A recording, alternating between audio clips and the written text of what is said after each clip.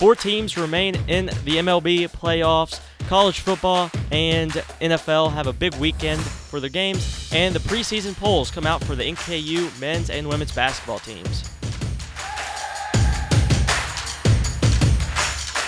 Good afternoon, everyone. Welcome to the NKU Sports Talk Radio Show. I'm your host, Josh Kalb, joined with Bryan Bauer and Noah Miller. And we're going to start with the MLB playoffs. I'll let you start with that, but you have something to say about one of the local teams before we start. Yeah, so FC Cincinnati, it's their first time going to the playoffs, and they won. So they're moving on. They're playing Philly tonight at 8. So hopefully they can move on. Hopefully they can somehow, some way get a home game. Possibly? Huge for the city of Cincinnati. Possibly, yes, huge. But now let's get on to the postseason of baseball. So last week really didn't go as planned. As I said, the Braves would win. That didn't happen. I was thinking about that watching those games. Yeah, I was thinking about it too. I thought they could at least pull one out when they were in Philly, but I guess not. I mean, wow. But Philly, they're having a year. No matter what sport it is, they're having a year. And I called the Yankees-Astros. I knew that was going to be a series. I wanted this series just because back when the Astros were banging on trash cans, it was the same series. And the Astros won. And they actually went to the World Series, won the World Series. That's why the Yankees were so mad. Jose Altuve stole the MVP from Aaron Judge. Now Aaron Judge looking like he's going to be the MVP. Will he get it stolen this year? Probably not. Dude's hit so many home runs. And then we move on to the Phillies and Padres. Padres, I kind of had them winning in their series, but kind of didn't. I mean, the Dodgers are a really good team, and who thought this just means the regular season doesn't mean anything. Because the Dodgers, they had over 100 wins. The Braves, I'm not 100% sure, but I'm pretty sure it was around 100 wins. And it doesn't matter. They're both out of the playoffs. And the Phillies, they weren't that good of a team either. The Phillies were a third-place team. And now they're 3 wins away from the World Series, which is just crazy. If you're into betting and you bet that the Padres would play the Phillies in that championship, you're winning. You'd be a rich man. You're winning some money. But okay, so let's talk about the NLCS and the ALCS real quick. Yankees, they're down a game to the Astros. They lost last night. They hope to improve to even the series, but I really wouldn't worry even if the Yankees did lose game 2 because they're going to New York. And it's a 3-game. They have 3 games in New York. Playoff time in New York, different. And they're fine. Even if they lose, won't even panic. I think this game goes 7 games no matter what. But, TV got to get their ratings. Phillies and Padres, this series is already tied.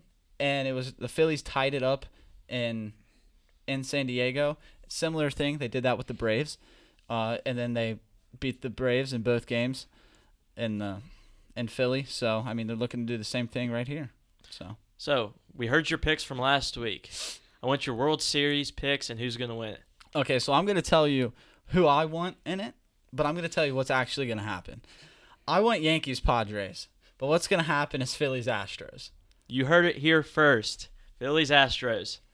Yeah, it always seems like I really wanted the Braves to do something. I wanted them to win. Didn't happen. I was like, okay, well, what's the other team that I really want to win? I was like, Mariners, because the Reds just gave them their whole team. I was like, okay, so the Mariners, basically the Seattle Reds at that point.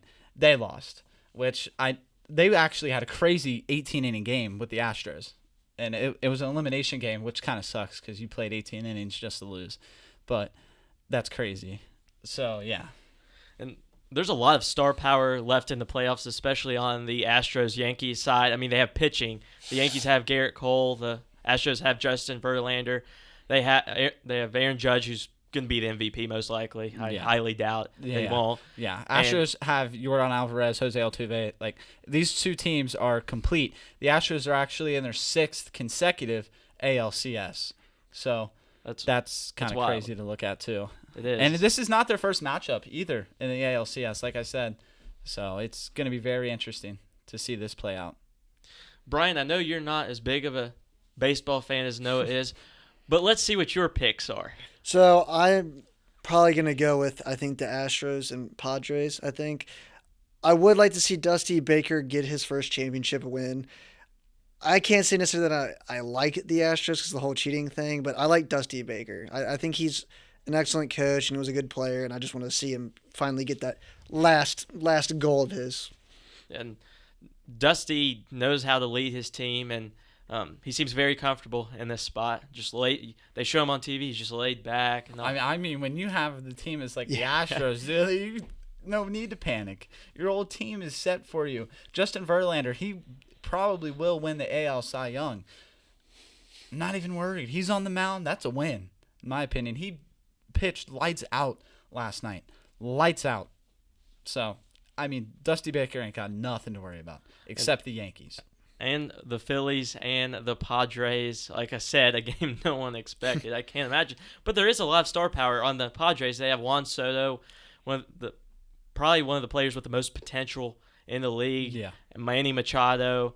And then the Phillies have Kyle Schwarber, who's been great hitting the ball this season. Bryce Harper, who we know can play the game very well. Yeah, and Kyle Schwarber actually hit a monster home run in Game 1 of this series. And I believe it was the farthest hit ball in all of postseason history. It went 488 feet. Absolute nuke. It's a good sign. Yes. And he's just not the only one. Nick Castellanos from the Reds. Yep, I'm sure Reds fans love to see that. Yeah, we'd love to see the playoffs being played, and half the Reds team has been in it. So, you know. And the Phillies do have some great pitchers too. Zach Wheeler played very well, and Aaron Nola, I believe, is another great pitcher. And they even have a veteran in Noah Syndergaard, who's not as good as he was, but he's still a solid pitcher. And you mentioned Aaron Nola, and actually last night at the game, there's two brothers playing in this, and I believe it's the 4th or 6th. Could be wrong. I just saw it while we were having lunch. I just saw it on TV that Aaron Nola and Austin Nola, they're brothers, and they're on different teams. So Austin Nola is on the Padres, Aaron Nola is on the Phillies, and their dad was in the crowd, and he had a Padres jersey on and a Phillies jersey on with the Padres hat. So that's pretty hard to root. That's pretty hard to root for in the playoffs too. It is. And what do you do? You see one son probably crying after the series is over, then you see the other just. Yeah. What are you supposed to do? Yeah, that would make Thanksgiving really awkward. Really. And so, I want to get some of your predictions as the MLB season winds down on some of the award winners real quick. So, Rookie of the Year, I think it's going to be Julio Rodriguez.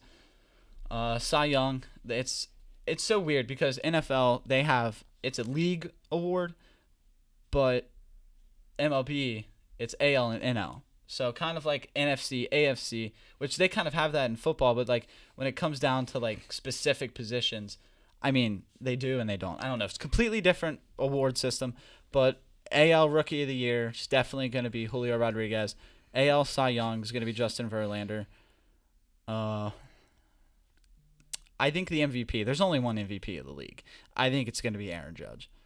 He's hit so many home runs, breaking records left and right. Still hasn't got paid by the Yankees. Don't know why. They keep lowballing him, but who knows? I think he's going to stay a Yankee because when he hit a home run, he pulled up the NY on his jersey and he kissed it. So I think he's staying. Just Yankees got to pay that man. They got to pay him. Yankees fans, we know you don't want to lose him, but there's teams that are ready to pay him for sure. Bring him over to Cincinnati. We'll take him, but we don't have enough money, so it doesn't matter. So if New York can't afford it, I don't know if Cincinnati can. Oh, yes. There's probably only one other team in the league. If the Yankees can't afford it, there's only probably one other team in the league that could really afford it. Yeah, Dodgers. Exactly. Yeah, I was gonna say Dodgers. Dodgers. Nobody wants Dodgers that. Could. Well, actually, no, not actually. I'm glad you brought that up because I think next year starting, they're bringing up a salary cap.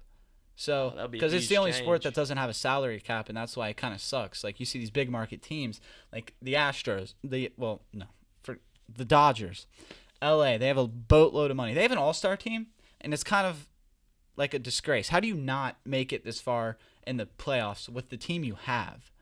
You have Freddie Freeman, Mookie Betts, Trey Turner, like you have Clayton Kershaw, for God's sake. Especially after the way they just manhandled the Padres all season long. Yeah. And it just shows that pure talent, just having talent all around doesn't always result in winning. The Padres were like 18 to 20 games behind the Dodgers in the division. And look at the playoffs now. Yep. And just like the team they're playing, the Phillies, were third place behind the Mets and the Braves. Yep, Yankees and Astros, I mean, they won their division, so there's nothing really to say. But I think the only way the Astros win this is because the Yankees are known to not play good in the playoffs. Well, I think Houston too. They're just so loaded with talent and they're good on all sides of the ball. There's not really a weakness. Yeah, definitely. All these teams are really loaded with talent. Like you all said, really wouldn't expect the Phillies and Padres, but you can kind of throw in there, well, why couldn't you? Bryce Harper, Kyle Schwarber, Nick Castellanos, Alec Boehm on the Phillies. That's just the Phillies. Austin Nola for pitching. And you got the Padres, Juan Soto, Manny Machado. Like, there's not much. Like, it's loaded. Both teams are loaded. Yankees got Aaron Judge. That's all you need. That's all you need. A player like that can easily carry you to a World Series. And we know Aaron Boone has been in the postseason plenty of times. And for Reds fans, even for you, he did pretty well. And he really showed up in the early 2000s for the Yankees as well. Yeah, but not so much for the Reds. I think it's going to be a rough couple next years for the Reds fans. So, who's your player to watch for the Reds? For the Reds? Next season. There's a couple. Because Jonathan India, 2 years ago, he came off his Rookie of the Year, and he kind of was in a sophomore slump this past season, which is kind of expected, but he was dealing with some injuries. But when he was playing and on the field, he was still the same player. But he was off the field more than he was on the field, and that's kind of an issue. So I would say Jonathan India, which really isn't a surprise because he was Rookie of the Year. Yeah. Hunter Green. He didn't really pitch that well this year, just because I personally don't think he was ready. He should have stayed down in like AAA for a season. One more, real quick. Nick Lodolo. Okay. Two pitchers. Tyler Stevenson too. He's a Tyler catcher. Stevenson, yeah. And he's coming off a lot of collarbone. potential. A lot of potential for the Cincinnati Reds in the future. And I forgot to mention as we started the show that our last segment will be with the head coach of the Cincinnati Cyclones, Jason Payne. I apologize for forgetting to mention that, but make sure to stay tuned for that at the end. This wraps it up for our MLB segment. Stay tuned for the Horizon League preseason polls on the NKU Sports Talk radio show. We are back on the NKU Sports Talk radio show, and I want to start off with an update on NKU athletics. The men's and women's basketball seasons start here soon at the end of the year, and the preseason polls just came out, and a lot of potential for this season for the men's basketball team as they are tied for first with Purdue Fort Wayne heading into the season in the Horizon League, and with a lot of players back and some top players from the state of Kentucky like Trayvon Faulkner, Marquez Warwick, and Sam Vincent.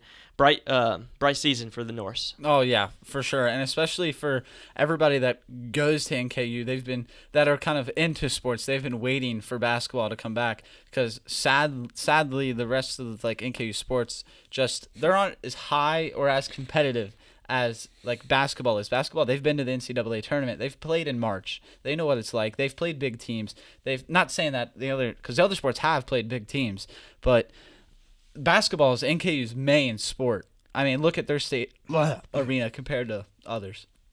Yeah, and it's kind of hard for the small schools to put those other sports out there, especially when you struggle.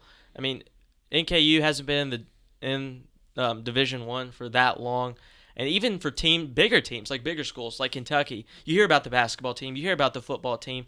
But other than that, you don't hear about soccer. You don't hear about even softball or baseball that much. No, most schools, unless I don't know, it wasn't probably South Carolina, but there's some schools that have very good volleyball teams you might hear about, or women's basketball. But yeah, no matter where you go, you're not going to hear about cross country or track. And basketball and football takes the lead on that, and with NKU not having a football team, of course, the basketball team is going to take over, and there's a lot of people to cheer for. I mean, like I mentioned, Sam Vincent is from around here. He's a state champion that went to Highlands, a great player.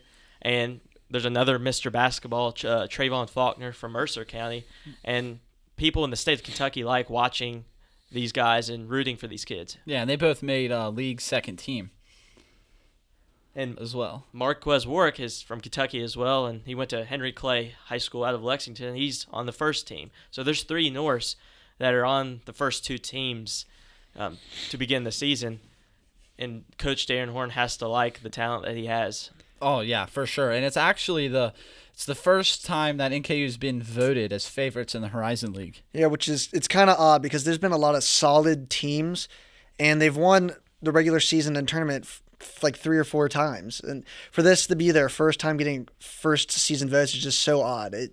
It's weird to me that it's taken this long to get the respect. Yeah. I mean, and the teams they played once they made it to the NCAA tournament, they played Kentucky first of all, which was huge for this school. I mean, huge. And that was a great Kentucky team that went to the Elite Eight, I believe.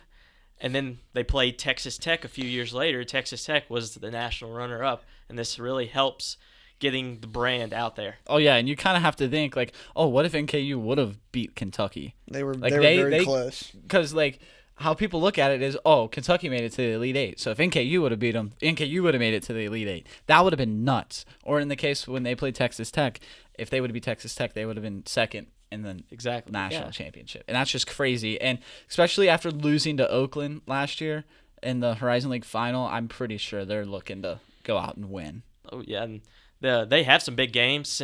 The University of Cincinnati comes to Truist Arena to take on the Norse, which maybe nationally isn't that big for everyone, but for people, especially on this side of the river around northern Kentucky, that's huge. I mean, it's not very often that the Norse gets a team that big to come in and play. Oh, yeah, especially they travel to us. Exactly, yeah.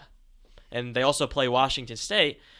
And though Washington State isn't the greatest team, but that is a Power 5 school, and you take the experience of what you can get. Yeah, it's still a big game for them. NKU hasn't been able to beat a Power 5 team yet, and Washington State probably gives them a good chance to finally get out one of those program-defining wins. And they could definitely get it. And we talked about the 2 appearances that they made, but the COVID year, they actually won the Horizon League tournament before everything got canceled. So luckily they do have 3 banners. A lot of teams didn't get to finish the conference tournaments, but they did. And that's another banner. You can't take it away from them just because the rest of the season. No, absolutely not. Absolutely not. If you work that hard and you won, you deserve it. So, yeah. Was that the same year that the tournament was canceled too? It was. Yeah. Okay. So they would have went to that as well. Exactly. And who knows who they would have played in that. Yeah. I just want to talk about the women's real quick, and they are ranked 4th preseason behind Youngstown State, Green Bay, and Cleveland State. They have a lot of returnees from last season, including Lindsay Duval, who's actually on the preseason all-first team for the Horizon League, and a player they always look to lead the team.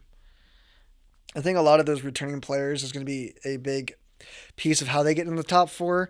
I know they didn't. I don't think they played extremely well last season, but getting that experience and having that quarantine together, they might actually be able to pull off a pretty decent season with that. Just consistency is probably what they're looking for. Lindsay Duval was their top player last season, but they also have another top player back, Ivy Turner, who's also from Kentucky. She's on the second team, and so just getting the experience, even if you struggled last season, getting players that are involved in the program, know what it takes to win these games, and at this level can really help you improve no matter what the rest of the roster looks like. Yeah, and I think keeping the same core in the building definitely has a lot to do with success. In my opinion, all you need in basketball is a big 3. The men's have it, and it's been working, and so hopefully the women's, they can get a big 3 going and get something started with that. And how cool would that be if we had both men's and women's win? That would be great. Huge for this school. And that's about all we have for that. If you want to watch any of the home games this season, they're done by the students on student production on ESPN+. We'll take a break, look to some weekend football on the NKU Sports Talk Radio Show. We're back on the NKU Sports Talk Radio Show. And one of the biggest surprises of this past week on the gridiron was not in the NFL, but it was actually in college, and what may be one of the best sporting events of the year, as Tennessee took on the powerhouse Alabama, and the Volunteers got the upset they needed to try and get back on the tracks from going downhill. Yeah, and what a crazy game this was, because Tennessee, they started the game like they were going to blow Alabama out. They were up, like Brian said, like 18-0 at one point. Yeah, and absolutely nuts. Like, it had Pat McAfee doing backflips in the river. Like, This game was insane to watch. Even in the finish, that walk-off field goal that Tennessee had, or It the barely rugby, even went through. yeah, or like a rugby punt or something, because it didn't look like it was a regular kick. It's crazy, and because just a couple weeks ago we were being like, oh, is Tennessee legit? Is Tennessee a legit team? Yeah, they just beat a legit team. Yeah, I think this was definitely one of those. This team is legit. We got to see the offense play against a pretty consistently strong team, and they made plenty of plays. They made plenty of awesome passes. They were able to run the ball. Them winning this game may give us a potential, although I'd hate to see it, a 3 SEC playoff teams. I mean, they still got to play Georgia. They still have some stronger teams on their schedule, but they might finally be back. You know how we always talk about Texas and USC? Well, Tennessee actually has beaten a proven good team and are undefeated in the SEC. It's impressive nonetheless. And as a Kentucky fan, we don't like Tennessee. I mean, it's simple as that. But I really enjoyed watching that game, and I think Tennessee winning that is big because they were a huge brand in college football, like back when they had Peyton Manning and Philip Fulmer, and that just went downhill, and it just felt different because the SEC is known for being the best in college football, and Tennessee was always one of those teams. So now with LSU and Auburn and their recent struggles, Alabama and Georgia are continually going to be good, but for Tennessee to replace that is huge. Oh, yeah, and it's not just huge because these teams are getting worse and Tennessee's getting better. It's huge because Alabama doesn't lose much, especially to Tennessee, because the last time Tennessee beat them was in 2008. Yeah. So that's just nuts. That's crazy. And like you said about the stronger teams on their schedule, Georgia, I think everyone thought that, okay, this is it. Like, this is their ticket into the playoffs with the win over Alabama.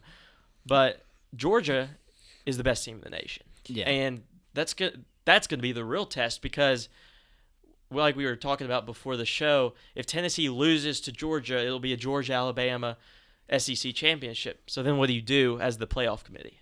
Yeah, that's a tough one because you don't want to punish Tennessee for losing to the number one team in the nation and happening to not make their conference championship because unlike a lot of the other conferences, they don't take the top 2 teams. They take the winner of the division, in which this is kind of why I hate divisions in conferences. I get why they exist, but at the same time, can you really put in 3 SEC teams? You still have Ohio State and Michigan. Granted, one of them will beat each other. That's the thing right there, is the Big Ten championship. The Michigan-Ohio State game is going to be huge for that because are they going to take out the loser of that game or are they going to take out the loser of Tennessee and Georgia? And TCU has a chance to go undefeated in the Big 12, and you can't ignore undefeated teams. I know you can try and argue about schedules, but going undefeated is not easy. It doesn't matter who you're playing. No. It's not easy. Not at all. So could you really take out an undefeated TCU or, I don't know, undefeated team in the Pac-12 over Tennessee who might have a loss and didn't make their championship? Because then you're also punishing TCU. Because if TCU goes undefeated, they have to play that extra game in the championship. I think it's a little unfair to see teams like how Alabama wasn't in their SEC championship and made the playoffs because they just played one less game. Yeah, I think this is why they need to expand the playoffs for college football. Yeah. And this is where like the argument really is valid that the playoffs are too small. A 4-team playoff, that's not, like you said, it's not fair to TCU to go undefeated and not make national championship or even to have a chance at it. So, yeah, the playoffs need to be extended for this reason. And who doesn't want more football? Who wouldn't want more? And it would be interesting to see some of the matchups you usually don't see. Yeah. And USC is really good this year. They have a great quarterback in Caleb Williams, who is one of the Heisman contenders. So extending it would be huge, not only for like teams like USC, but think about TCU. Who would have thought before the season started that TCU is probably the best team in the Big 12? I don't think anybody. I'm pretty sure they were on the bottom of the preseason picks for sure. But talking about the playoffs, how some people don't want it expanded because they say, well, that doesn't make the regular season matter. Doesn't matter. Well, for about 100 college football teams, the regular season already doesn't matter because they don't have a shot at the playoffs. Yeah. This like 4 best team stuff I think is nonsense too. They're like, well then we're just gonna have blowouts. Well, we already had blowouts with the top 4. We've seen Notre Dame get blown out. We've seen Ohio State score 0 points against Clemson. They need to expand the playoffs. I know we care about player safety, and that can maybe extend in. They're already talking about how players are sitting out bowl games. I don't think we'll have a lot of players sitting out playoff games. They have a chance if they go to the national championship. It's like every player's dream is to get there. Yeah, and even if you extended the playoffs to a 6 or an 8 team, you're not going to see a blowout.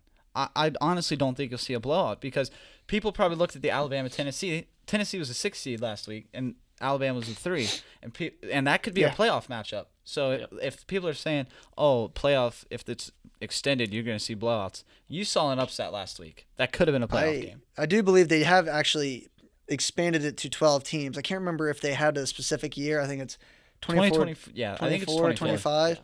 So I do look forward to that. You'll get to see teams that typically don't get to play each other that much play. Like you don't typically see an SEC team travel up north to play a Big Ten team or a Pac-12 team travel to a Big 12 team to play a playoff game.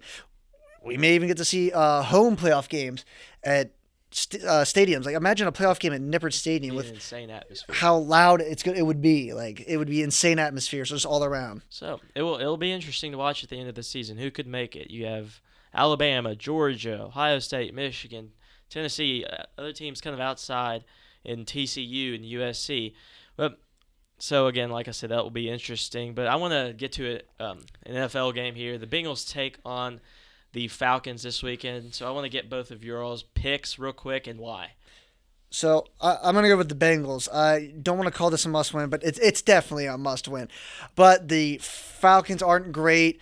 Kyle Pitts, one of the best tight ends we haven't seen play great. And Marcus Mariota, he's not a scary quarterback. Now, I know I've seen the Bengals lose to Mitchell Trubisky, but that wasn't because of Mitchell Trubisky. That's because of T.J. Watt and Joe Burrow. I know that this Atlanta team has won 3 games, though. Like, it's not going to be a pushover. I think it's going to be close. The offensive line's kind of gelling together. The play calling has somewhat improved. It's always an issue. Yeah, it's always going to be an issue until we figure out. It's just how big of an issue. Yeah, it's such a big issue that it's probably going to take time to figure out.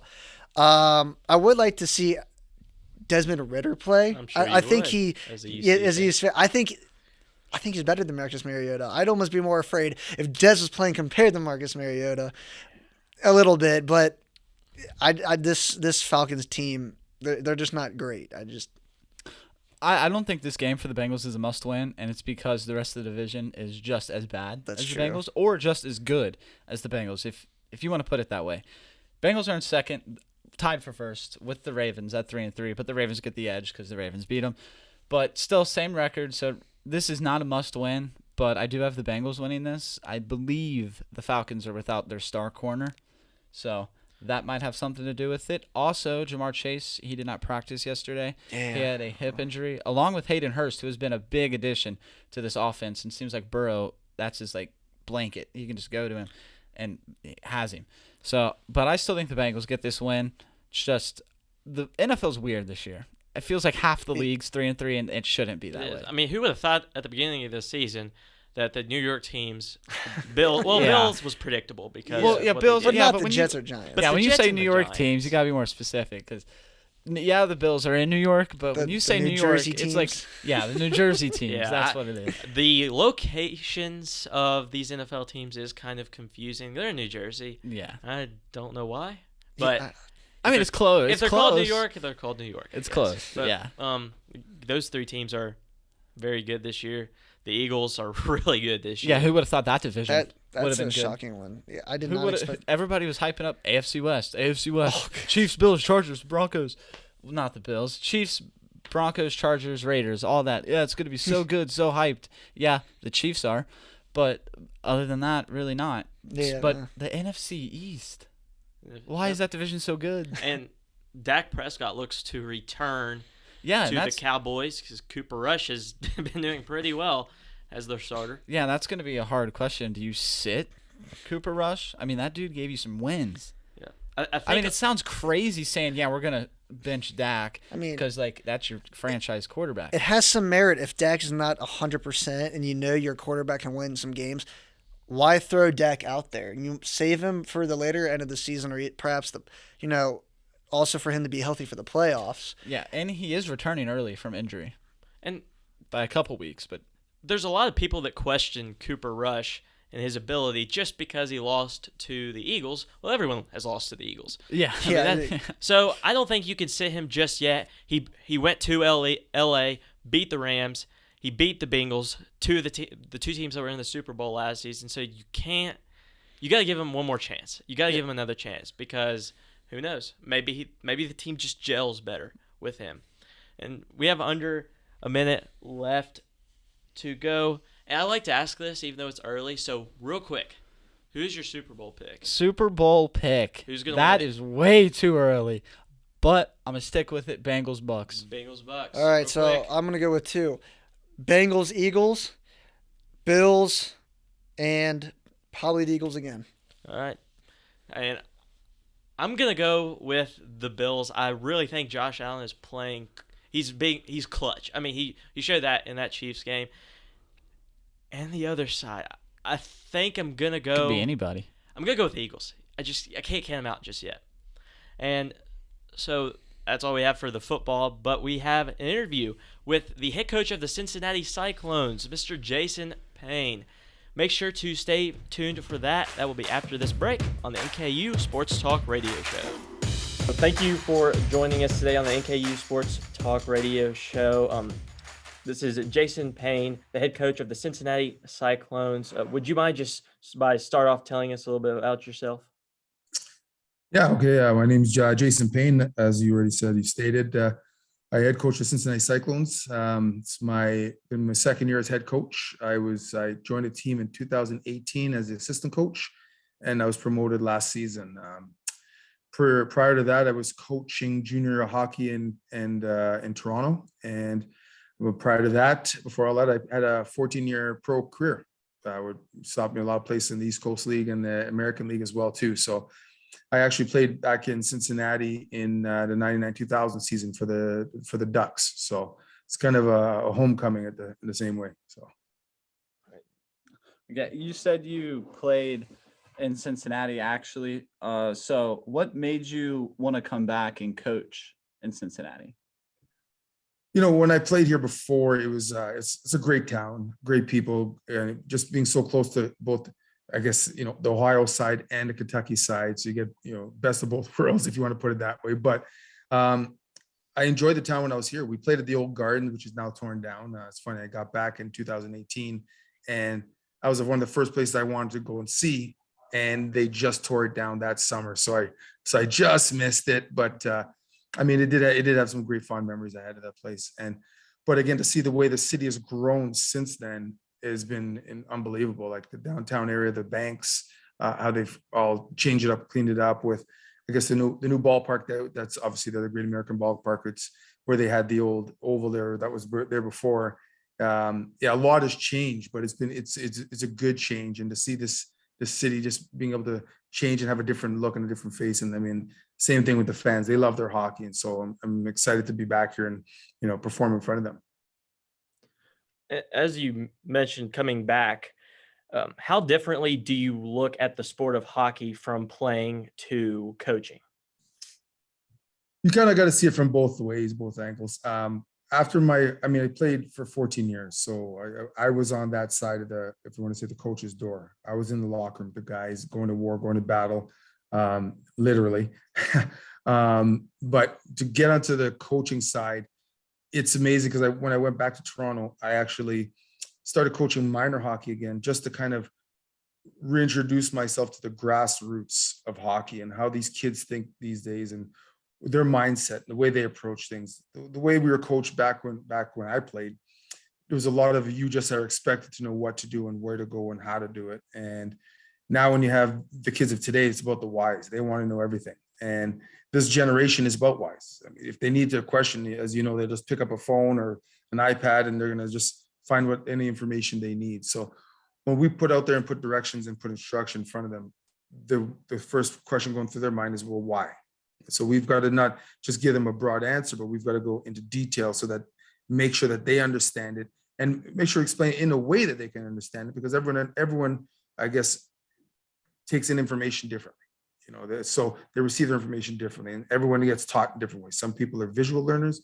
Some people are more, you can say a thing and they'll understand it right away and go after it. So just understanding how to do that. And then again, with the overall temperament of the hockey players today. Again, they're built differently than they were back in the day. So it's just understanding that and finding a way to connect with them so that they can achieve their goals.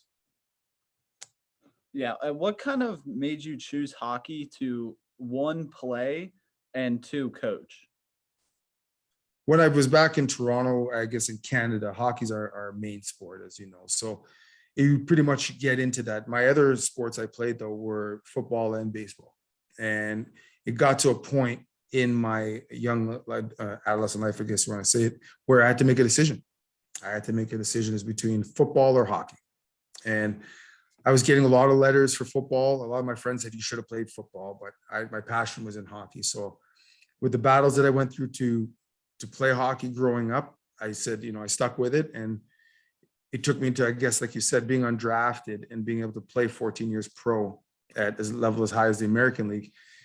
It's just the love and the passion that I had. And then I was at the later parts of my career, what I started doing was giving a little bit more back to the community where I came from, where kids didn't have the necessary tools or financials, if you want to put it that way, because it's in a very expensive sport, or accessibility to be taught things or given lessons. So I started giving back, and I ended up opening my own hockey school. And then teaching and developing kids is where obviously I got into coaching, the coaching aspect of things.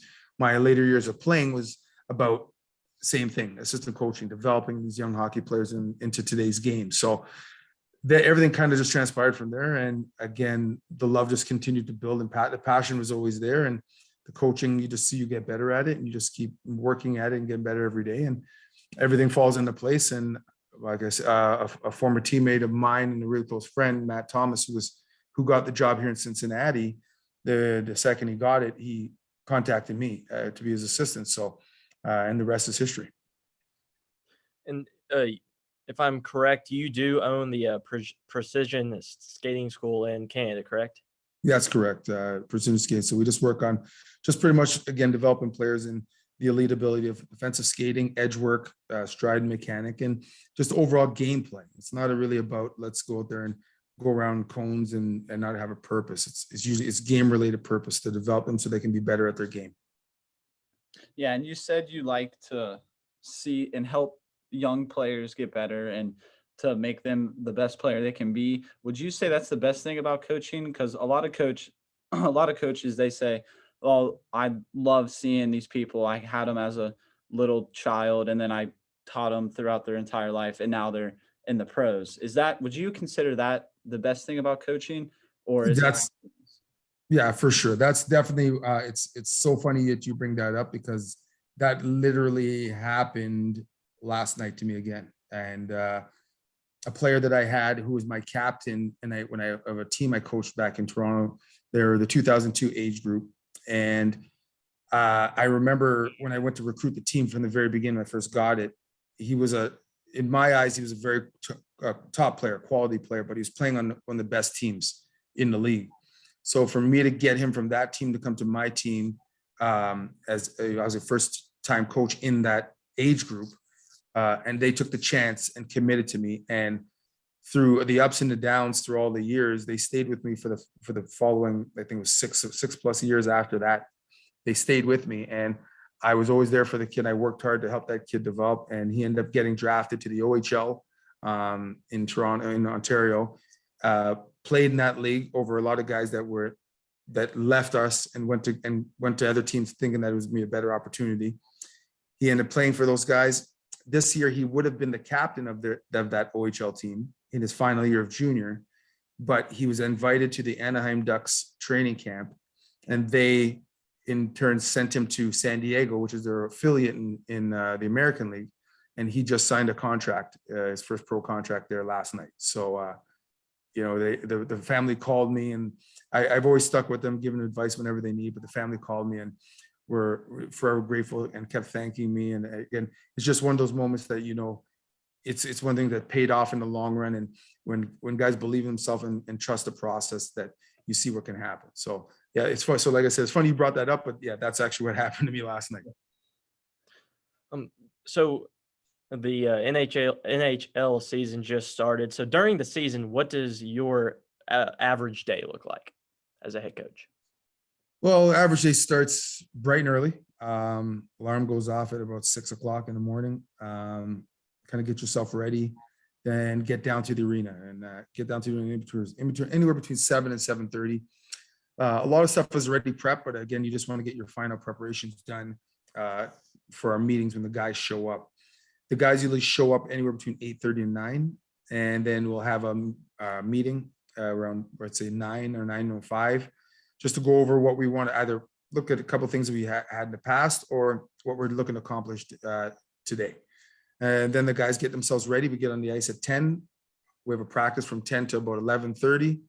Then the guys will do what they need to do after. They might stay on to do some extra work. When they get off, then they all do a cool down workout. They then end up going home. Us as a staff, we stay. We stay at the rink. We have things to take care of, either preparing for what the next day has to what we have to accomplish, what we have to conquer, tasks at hand. And again, the following day always starts the day before. So we're preparing the day before for the next day. And that way, when the next day comes, it's all planned out, laid out. Maybe you have to do a couple tweaks to, fine tune things, but it's already planned out, it's already done, and you can already start planning for the following day. So, and that's pretty much what it's about. And again, if it's a game coming up, we have to obviously do a lot of pregame preparation. So, that's when we're looking to go to we have 2 exhibition games in Indy this weekend. So training camp opened up on Monday, and we've been prepping the whole time since when we finish one of our last practices today, and then we're going to get ready to head up to Indy tomorrow. So it's all about preparation and getting ready. And you could get in the rink from sometimes 7 in the morning, and you can leave sometimes 7 o'clock at night. And I've gone longer, to be honest with you, especially in some training camps. We've gotten in at 6 and I've left at 2 in the morning. Wow. So, but once you get in the groove as the season goes on, it doesn't usually take that long, because as long as you're prepared and have everything ready, then your day should last, at least be out of there, be home by 3 o'clock if it's a non-game day. And speaking of long days and schedule, something that I feel like in sports in general is that people, they overlook it, that the travel and the time that it takes to get from one destination to the other. Because one night you could be playing here in Cincinnati, and then the very next night you're going to be playing in Indy, Yes. or even somewhere further. And I feel like that just puts some stress on the players as well as coaches and this whole staff in general. It does. I mean, it puts stress, but here's the thing: it's good stress because it's what we do this for. We will, for example, we'll have a game in Indy, and it's 2 hours away. So we'll leave here around, I would say maybe 2 o'clock, 2:30. It's a 2-hour bus ride. It depends on traffic, maybe 3 o'clock. But if it's a 7 o'clock game, we want to be at the arena by no later than 5, 2 hours before. And we'll play there, play the game. By the time the game is done, we may play another game in Fort Wayne, for example. So we'll get on the bus right after the game in Indy. Everyone does their cool down, the stretch, get their food, we get on the bus, and we go right to Fort Wayne. As soon as we get to Fort Wayne, we pull up to the arena, we unload all our stuff into the locker room at the rink, get all set up, and then the bus takes us over to the hotel, and we go to the hotel, and then pretty much everyone shuts down, and then we get up the next morning, head back over the rink, have a pregame skate in the morning, and that's usually about 11 o'clock, and then head back after a pregame skate, have lunch, everyone takes a nap, and then we're back at the rink again at 5 o'clock to get ready for the game. So, and sometimes after that, then we're back on the bus after that and heading to another place for an afternoon game. So, yeah, it can get long. Sometimes it can get busy, but, we're very fortunate in our organization that when we do travel, any kind of things, we have a bus that accommodates at least 20 plus guys to sleep, because we have a sleeper bus. So everyone has bunks, beds and stuff. And there's satellite TVs on the bus as well. So we do travel in comfort. It's not a PJ, not a private jet, but I mean, definitely it's very comfortable. So it takes a lot of stress off of the travel. Yeah. I'm going to actually ask a question about because I know the Cyclones are an affiliate of the Buffalo Sabres of the NHL, and I go to a lot of the Cyclones games whenever I can, and most of the games are when they have different like style jerseys. So Yes. some they'll have like a superhero night, stuff like that. Uh, and me, when I played sports, I was so superstitious. I had to wear the same jersey and everything. So I think it's pretty cool to watch and like see that there's other jerseys being out there, and I feel like it can attract some other like fans. Do you like think it's cool too, or like do you just not really? It doesn't matter. I think it's great. And I mean, I love when the jerseys come out. I think one of the best jerseys, and it's funny as it sounds, but one of the best, I guess, specialty jerseys we had last year, in my eyes, was the Mandalorian. And I mean, call it what it is. I love that show. Okay. So I don't care what anybody says. If you have a problem with it, let me know, because I love it. I love all those shows. But you know, when they had the jersey of the Mandalorian, it's like all I kept hearing was the Mandalorian theme song in the back, and I was like, oh, these are sick. Yeah. So, but yeah, I like all the specialty jerseys. For me, it's great because it brings a lot of interaction with the fans, and the fans love it too. And you know what we end up doing is we end up raffling the jerseys off or auctioning them off, and so fans can have a piece of this if you want to call it memorabilia, and go around it. And yeah, you know, every player has superstitions. I totally get it. But I think when it comes to jerseys and stuff, they know that can't be a part of their superstition. Maybe how they wear it, but not the actual jersey itself. But what can be a superstition is what they know they can control. And that's like maybe whatever they wear under or wherever. That's the stuff that they control. Some guy will wear like a special t-shirt under, whatever it is, but those are things they can control. But as for jersey, I know they can't control that. But I do know that if the jerseys are cool, they love to wear. Yeah. Since you took over at head coach, this is kind of like a stat. The record for the Cyclones are 89, 30, and 16. And one, did you know that the record was this good? And two, what does it take to win this many games? A lot of preparation, a lot of hard work, and most and foremost, I mean, we as coaching staff, we can do what we want to do, but the players themselves have to go out and execute. And it's just finding the proper chemistry of players, and you want to build a great culture.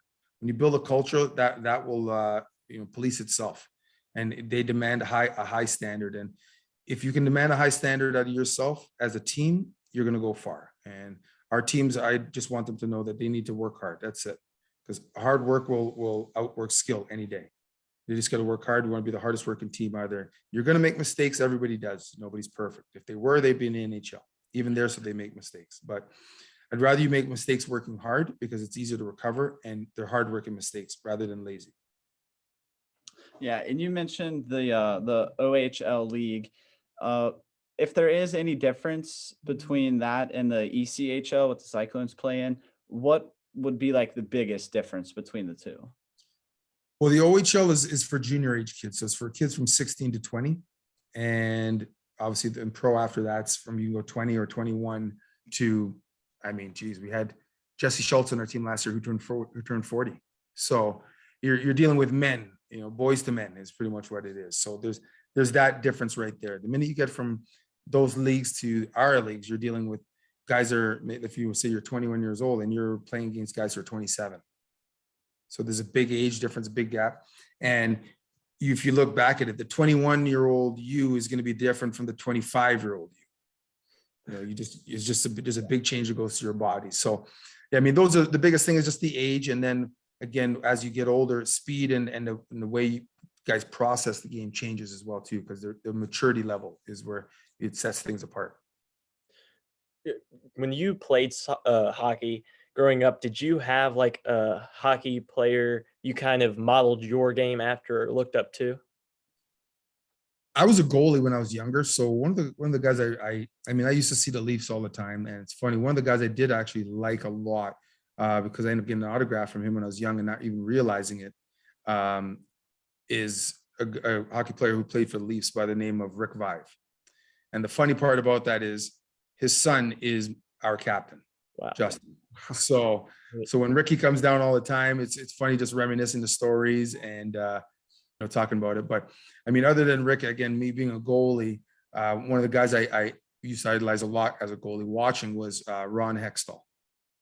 So, just the style he played and how aggressive he was, and even a point where he ended up like fighting half the time anyways, which turned into a big part of my game as a player as I turned into pro as well too. So those were pretty much if you want to look at the guys that I used to, let's say idolize, but focus a lot on. And now coaching in the United States, obviously hockey is huge in Canada. So is there a difference in trying to make that bigger in the United States? Like, is that something you kind of focus on or work on? Hockey's already big in the United States. It's just depending on the market you're in. Obviously some places the hockey's a little bit bigger. There's northern states, but hockey's big. It's you how many states you have here, and majority of them all have some type of pro team. If it's not hockey, if it's not NHL, it's junior hockey. If it's not junior hockey, it's some pro type of hockey. So hockey's big. It's just a matter of just getting it out there more, but it's growing more in the US, but as it's growing everywhere. It's an unwritten international language, I guess, for winter sports. So places that don't have it, look to have it. So in a nutshell, like you want to keep growing hockey wherever you go. And we're trying to grow hockey more here in Cincinnati, but the key is to grow from the grassroots. If we grow, we have the big club here already, which is great, but to build a grassroots will turn into what fuels hockey in Cincinnati in the future. Yeah, and hockey's it's really big in Cincinnati since the Reds, they're not really doing anything. The Bengals, they just went to the Super Bowl, and it's kind of cool to see all these different sports come into the city of Cincinnati so that fans can just witness like great sports being played. Yeah, like you saw what the city went through last year with the Bengals. It was unbelievable. Winning the games they did, pulling it out, and basically doing it. I mean, yes, you got Burrows, you got Mixon, you got Jamar Chase for sure. You got all the I guess superstars like that, future superstars. But it's not like you're going against the Tom Brady's and Mahomes, and you have this absolute weapons out there. But these guys were hardworking guys. They went out there and they won the hearts of everybody, and the city was lit up. I mean, you couldn't see, it was orange everywhere. So, to watch them go through that and be along that ride at the same time. I mean, there was a couple of times when we had games when they were playing it and they were down the stretch, and before we get on the ice, we had the game on TV and we were trying to watch it before we get on the ice to see what happened. And I let the guys do it because, as you see, things could happen sometimes, and it could be a once in a lifetime event. So let's just absorb it in when you can, in moderation. But again, it was a moment that I thought it'd be good for the guys, and a good morale boost and team bonding thing as the guys all band together for the city of Cincinnati. So yeah, and I've just got one last question here. So you spent some time in Cincinnati. Have you been able to try Skyline Chili? Yes, I have tried Skyline Chili, and actually last year they did a bobblehead of me with the Skyline Chili doll there. So it's good. I mean, I'm a different kind of chili. I'm obviously from Canada, but I'm a different kind of chili. I like my chili with big hunking chunks of ground beef in it. Yeah, that's what I like. So, but hey, Skyline's all right. I mean, everyone, I guess it's the thing that everybody likes here. So, but I know what I like, and I just go with that. Do you have any questions? Or I just had one quick question. It was about like having new younger players and like trying to coach that, and how like veterans might like kind of contribute to coaching and helping these players grow, since but like there's 30 players that y'all have to pay attention to, and how that like kind of works. You want to manage by committee, and I think that's the key right here. And you coach by committee and manage by committee. You got a lot of young players, and they all need to be taught. You got to have patience with them. You got to have some empathy, because I mean, there's a lot they're going through. A lot of them is first time ever being in pro and being able to play against bigger guys, a lot faster, a lot of speed. There's going to be some jitters. They're going to be squeezing their stick a little bit tighter. But at the end of the day, if you have good leadership, good culture, that should help bring these guys along. And where I'll say a few things, I'll allow my leadership group to manage the rest of the room and pretty much coach the culture to where I want it, as they're my second voice. So for sure, there's a lot of teaching, but as long as you have the right pieces in place and the right culture in place, it makes the transition a lot smoother. One last question, and then we'll let you go. For the upcoming season, what is your message to the viewers and the fans of Cincinnati about this season? I mean, there's only one message, man. We have unfinished business to take care of. It's time to get to work. Great. Thank you so much. No problem. I appreciate it, guys. This has been the head coach of the Cincinnati Cyclones, Mr. Jason Payne. Thank you.